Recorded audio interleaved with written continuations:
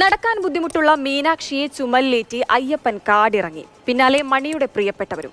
കാട്ടാന ആക്രമണത്തിൽ കൊല്ലപ്പെട്ട മണിയുടെ കുടുംബം കാട്ടിൽ നിന്ന് നാട്ടിലേക്ക് മാറി താമസിക്കുകയാണ്. മലയോടും മലദൈവങ്ങളോടും യാത്ര പറഞ്ഞ് കൂടെ കഴിഞ്ഞവരുടെ സങ്കടത്തോടെയുള്ള യാത്രയയപ്പുകളും സ്വീകരിച്ച് അവർ ഇറങ്ങി. കരളായി വനമേഖലയിൽ ആനയുടെ ആക്രമണത്താൽ മരണപ്പെട്ട ശ്രീ മണിയുടെ കുടുംബത്തെ അദ്ദേഹം താമസിച്ചിരുന്ന സ്ഥലത്ത് നിന്ന് താഴെ ഇറക്കുകയും അദ്ദേഹത്തിൻ്റെ ഭാര്യയും കുട്ടികളെയും താഴെ ഇറക്കുകയും വനംവകുപ്പിൻ്റെ കീഴിലുള്ള ഒരു ക്വാർട്ടേഴ്സ് അവർക്ക് അനുവദിക്കുകയും ചെയ്തിട്ടുണ്ട്. കൂടാതെ മണിയുടെ ഭാര്യയ്ക്ക് വനംവകുപ്പിൽ താൽക്കാലിക ജോലി നൽകിയിട്ടുള്ളതാണ്. മണിയുടെ മൂത്ത മകൾക്ക് വേണ്ടിയുള്ള ചികിത്സാ സഹായത്തിന് വേണ്ടിയുള്ള എല്ലാ കാര്യങ്ങളും ചെയ്തിട്ടുള്ളതും അതിന് ഡിസ്ട്രിക്ട് മെഡിക്കൽ ഓഫീസറും DMI ബന്ധപ്പെട്ടുള്ള കാര്യങ്ങൾ ചെയ്തിട്ടുള്ളതുമാണ്. കാട്ടിലെ ആന ശല്യമായതുകൊണ്ട് അവിടെ നിൽക്കാൻ പേടിയായതുകൊണ്ട് കുട്ടി ഇങ്ങനെ ബുദ്ധിമുട്ടായത് കൊണ്ടാണ് അവിടെ നിന്ന് നാട്ടു പുറത്തിറങ്ങിയത്. കുട്ടീനെ അവിടെ ഏറ്റി നടക്കാനും ഈ വെള്ളം കിട്ടാത്ത സ്ഥലമായത് കൊണ്ട് അങ്ങോട്ടും ഇങ്ങോട്ട് ഏറ്റി നടക്കാനൊന്നും ആർക്കും കഴിയില്ല. പുറത്ത് സ്ഥലം തരാമെന്ന് പറഞ്ഞിരുന്നു. പിന്നെ ഇവിടെ വന്നപ്പോൾ ഈ ക്വാർട്ടേഴ്സാണ് പറഞ്ഞത്. സാറുമാർ ഈ ക്വാർട്ടേഴ്സ് തന്നിട്ട് ഇവിടെ ആക്കാനാണ് പറഞ്ഞത്. ഏറെ വേദനിപ്പിക്കുന്ന ഒരു കാഴ്ച. അരുൺ അമൃതനാഥ് ചേരുന്നുണ്ട് തത്സമയം. അരുൺ, ഒരു തരത്തിൽ നോക്കുമ്പോൾ അവർ കാടിറങ്ങി ഇങ്ങോട്ട് വന്നു, നാട്ടിലേക്ക് വന്നു എന്ന് പറയുമ്പോൾ ഈ മണിക്ക് ഒരു അപകടം പറ്റുന്ന സമയത്ത്, ഈ ഒരു കാട്ടാന ആക്രമണം ഉണ്ടാകുന്ന ഒരു സമയത്ത് ഏകദേശം മണിക്കൂറുകളോളം എടുത്തു ആശുപത്രിയിൽ എത്തിക്കാൻ. അത് മാത്രമല്ല ഫോണിന് റേഞ്ച് ഇല്ലാത്ത ഒരു സ്ഥലമാണ്. അപ്പോൾ അതിൽ നിന്നൊക്കെ മാറി അവർ നഗരത്തിലേക്ക് വരുന്നു എന്ന് പറയുമ്പോൾ എല്ലാ സൗകര്യങ്ങളും ഉണ്ടാകും എന്നുള്ളതൊരു കാര്യമാണ്. പക്ഷെ മറുവശത്ത് ചിന്തിക്കുമ്പോൾ അവരുടെ ഇതുവരെയുള്ള ജീവിത സാഹചര്യങ്ങളിൽ നിന്നെല്ലാം മാറിപ്പോരുമ്പോൾ അവർക്കുണ്ടാകുന്ന ഒരു മാനസികാവസ്ഥ, അവരുടെ വേദനയൊക്കെ നമുക്ക് ചിന്തിച്ചാൽ തന്നെ അറിയാൻ കഴിയുന്നതേ ഉള്ളൂ.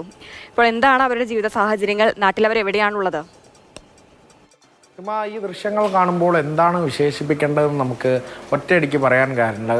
വേദനയുണ്ട്, ഒരുപക്ഷെ ഒരു ആശ്വാസത്തിൻ്റെ കാഴ്ച എന്നൊക്കെ നമുക്ക് അതിനെ വിശേഷിപ്പിക്കാം. പക്ഷേ അവരുടെ ജീവനോട് അത്രയും കാലം അവരോട് അത്രമേൽ ഇടപഴകി നിന്ന് അവരുടെ സ്വന്തം ജന്മസ്ഥലം വിട്ടാണ് അവർ യാത്രയാകുന്നത്. അപ്പോൾ ഒരുപക്ഷെ ഈ കാട്ടാന ആക്രമണത്തിലും വന്യജീവി ആക്രമണത്തിലൊക്കെ മുക്തി നേടിക്കൊണ്ടൊരു ആശ്വാസം തേടുക എന്നൊക്കെ നമുക്ക് പറയാൻ സാധിക്കുമായിരിക്കും. പക്ഷേ അവരുടെ വാക്കുകളിലൊക്കെ ഇപ്പോഴും ആ വേദനയുണ്ട്. ആ വഴി നീളെ ഈ ആളുകൾ അവരുടെ യാത്രയാക്കാൻ നിൽക്കുമ്പോൾ അതിനൊക്കെ ഒരു വേദനയുടെ കാഴ്ച കൂടി ഉണ്ട് എന്നുള്ളതാണ് യാഥാർത്ഥ്യം. മണി എന്ന് പറയുന്നത് ഈ ചോലനായ്ക്കർ വിഭാഗത്തിൽപ്പെട്ട, ഗോത്ര വിഭാഗത്തിൽപ്പെട്ട അത്രമേൽ ആ നാട്ടുകാരുമായൊക്കെ ആ ആളുകളുമായൊക്കെ അവിടുത്തെ ഒരു ഗൈഡിനെ എന്നോണമൊക്കെ നമുക്ക് വിശേഷിപ്പിക്കാവുന്ന ആളായിരുന്നു മണി. കാട്ടാന ആക്രമണത്തിൽ മണി കൊല്ലപ്പെടുന്നു. തുടർന്നാണ് മണിയുടെ കുടുംബവും കാടിറങ്ങി വരുന്നത്. അവർക്ക് നെടുങ്കയത്തുള്ള വനംവകുപ്പിൻ്റെ ക്വാർട്ടേഴ്സിലാണ് ഇപ്പോൾ താമസ സൗകര്യം ഒരുക്കിയത്. മണിയുടെ ഭാര്യ പറയുന്നുണ്ട് ഇനി അങ്ങോട്ടേക്ക് പോകാൻ ആഗ്രഹിക്കുന്നില്ല, കാട്ടാനയെ കാണുമ്പോൾ പേടിയാണ് എന്നും അവരുടെ ഉള്ളിലുള്ളൊരു ഭീതി അതിലുണ്ട്. അതാണ് അപ്പോൾ